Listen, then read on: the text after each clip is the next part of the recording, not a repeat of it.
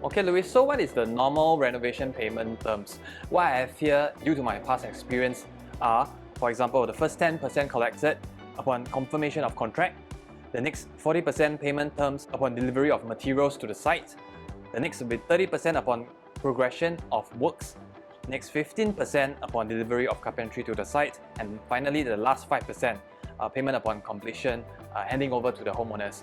Are there any percentages that I mentioned incorrect or can be improved? So sounds like you have a 5 payment terms contract. Your first payment is upon confirmation of the contract, which you pay a 10%.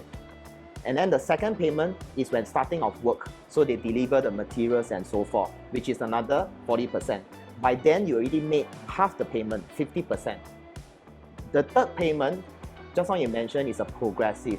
In fact, this is a very vague words to use because you never know when is the next progressive.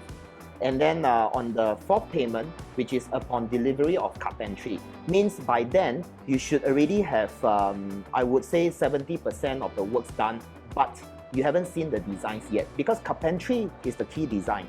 And the last payment of 5% is upon fully confirmation, fully complete the whole project, and you're happy with it. At which stage or payment terms should we be, as a homeowner, be highlighted as a red flag? Like, this is not a normal payment term that we should be paying. The first two payments, when you pay 50%, it's actually quite normal because there will be material purchases, there will be labor, mobilization, all this thing has already come in place. So the 50% payment is more or less quite standard terms, or in fact some people collect 60%. So the red flag is when your third payments, when you notice the word progressive. Because progressive, it will be an argumentative term. The progressive that you thought might not be the progressive that your ID or contractor thinks that is. So this is the point that will be argumentative. My suggestion will be, right from the start, before signing the contract, get this resolved to be a very specific timeline. Example, completion of tiling works.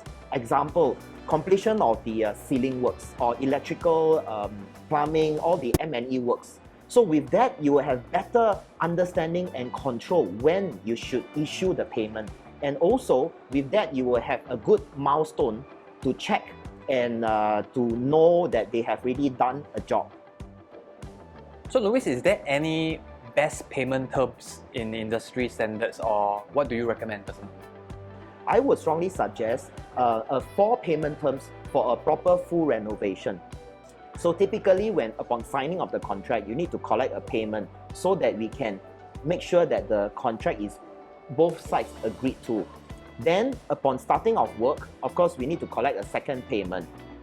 The third payment should have very clear stated milestone. Example, laying of tiles. And the final payment should be upon full completion of the project. So that will be a 4 payment terms.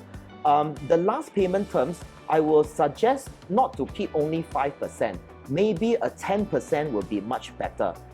In this case, if the contractor or ID did not do a good job and they did not want to come back to clear all the defects, you still have a bit of buffer to engage a third party to come and rectify. For the first 3 payments, typically you still can play around with it. I would say for the second payment to be collected, you should be giving about 50 to 60% of the contract sum. So that means it can be, say, 20% upfront, 40% second payment, 30% for the third payment, and lastly, a 10%. A 4 payment scheme might be a better choice.